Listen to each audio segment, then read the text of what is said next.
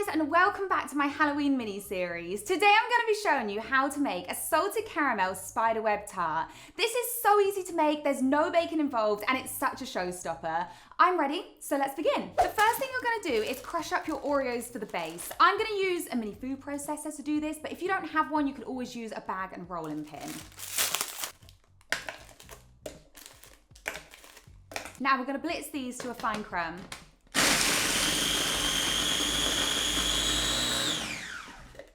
Perfect, so there should be no large lumps left. I'm gonna blitz the rest and then we'll be back. All my biscuits are now crushed, so I'm gonna pour them into a bowl and I'm gonna mix it with melted butter. So I'm using salted butter today, but you can use unsalted, it's totally up to you. Stir those together until it looks like a wet sand. Very dark, wet sand. That's fully combined now. It should hold its shape, so let's grab our pie tin. I'm using a 9-inch loose base pie tin, so it comes apart, and that's 9 inches across the top here. I'm gonna line it with a piece of parchment paper so it doesn't stick to the bottom, and then we're gonna pour in our base. So I just scoop it all into the middle, and then I form the sides from there. So just start to push it out so you've got a nice even layer, and try not to drop them out the side. And then when it's even, just start to push some of your base into the sides of your tin, and this is going to create the edges.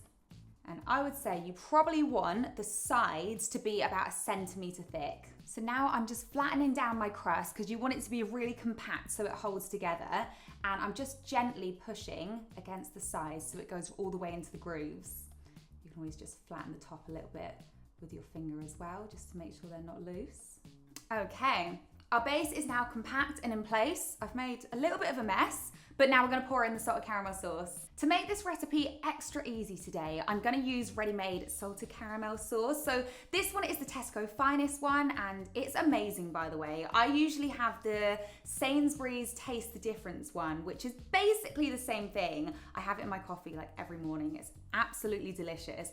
I've popped this in the microwave for about 10 seconds just to loosen it up, just to make it easier to spread and easier to pour as well. So let's pour it on. Oh, just a tip as well. I'd really recommend that you didn't use carnation caramel here because it's quite a slippy, runny caramel, and when you go to slice your tart, it is just gonna ooze out. So I'm just gonna pour that into the middle. And yes, we're using the entire jar. So as you can see, this caramel is quite thick even when it's been warmed up, and then when it sets in the fridge, it sets quite firm, hence why it sits really nicely in your tart. And then you're just gonna gently spread it out to the edges. Okay, amazing. So I'm gonna set that aside in the fridge now while we make the ganache. For the chocolate ganache topping, you literally just need dark chocolate and cream. I'm using Elmley, but you can use double cream or whipping cream or heavy cream, totally up to you. So I'm gonna pour the dark chocolate gently into this jug. There we go, probably wasn't the easiest way to do it. And then I'm just gonna pour the double cream on top. I'm starting to think I might need a bigger jug. It's fine, it just about fits. So I'm gonna microwave this in about 1 minute bursts, so on a medium to low heat. So I'm gonna do about 500 watts a minute, then I'm gonna stir it, and I'm gonna keep doing that until it's melted. You don't want it to boil because then it can curdle. If you want to do it with a saucepan, then you can literally just heat your cream, add your chocolate, and just stir until it's melted. I'll be back.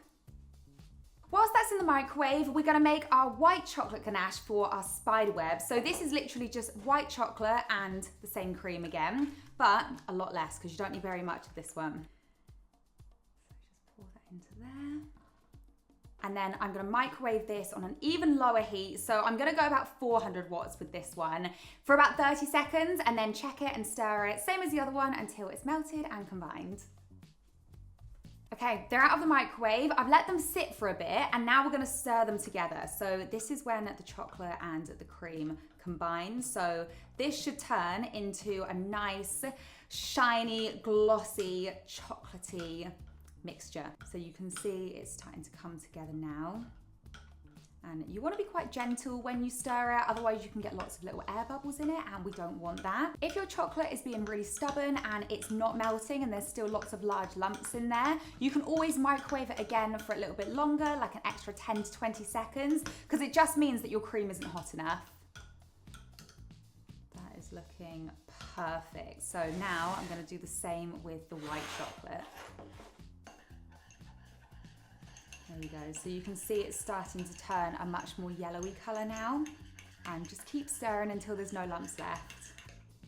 Perfect. So with the white chocolate ganache, you want it to be nice and thick, because when you pipe on your swirl, you don't want it to spread and you don't want it to be too runny, otherwise it's just going to be a bit of a mess. So I'm actually going to pop this in the fridge for about 5 minutes. It doesn't need long. Then we'll transfer it to a piping bag.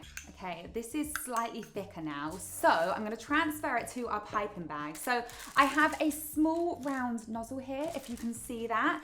So I'm just going to place that in my glass. And we're going to pour in our white chocolate ganache. I hope it doesn't run out the bottom. Oh, if you don't have a nozzle like that, you can just snip a tiny hole in the bottom of your piping bag.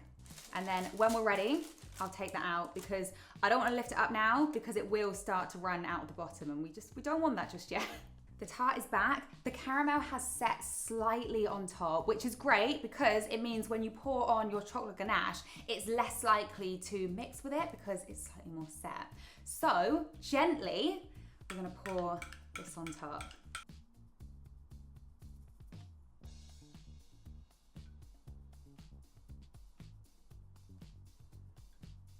And again, just really gently, just smooth that out.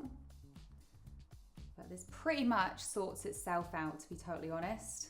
There we go. Okay, now for the white chocolate ganache. I feel like I can't say chocolate ganache quickly. It ends up being one word, like chocolate ganache. Okay, this is the bit. Actually, let me get my skewer first, so then we're ready. Skewer at the ready, and this is to drag through the swirl to make our web.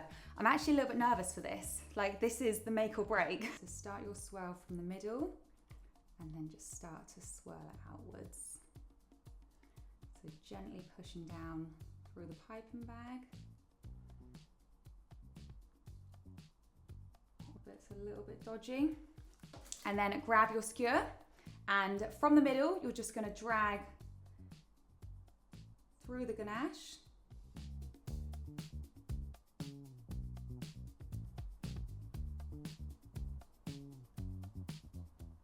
And it's going to turn into a spider web.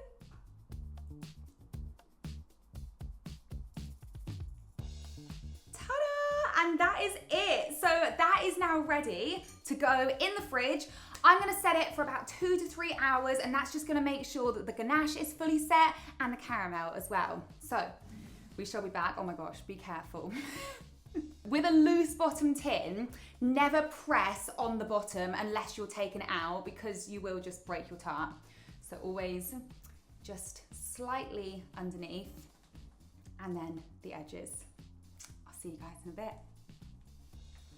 Okay guys, we are back. It is fully set now. So I'm gonna take out the tin and transfer onto our serving plate here. Okay, so I'm hoping this just comes out really easily. Ooh. Ta-da! Okay, let's take, oh my gosh. Let's take that off.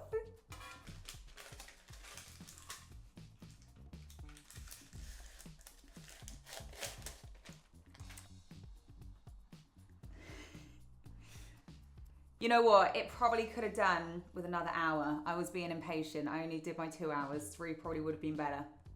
Hands are clean. Let's cut it up.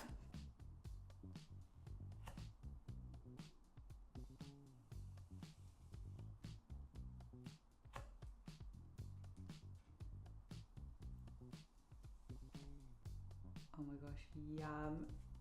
That looks so good. That looks great. Okay, let's do a taste test.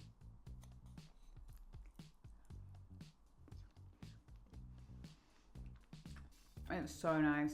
If you love chocolate, you need to try this. It's so rich and chocolatey, and then the caramel is really smooth and like a little bit salty as well. It's just so good.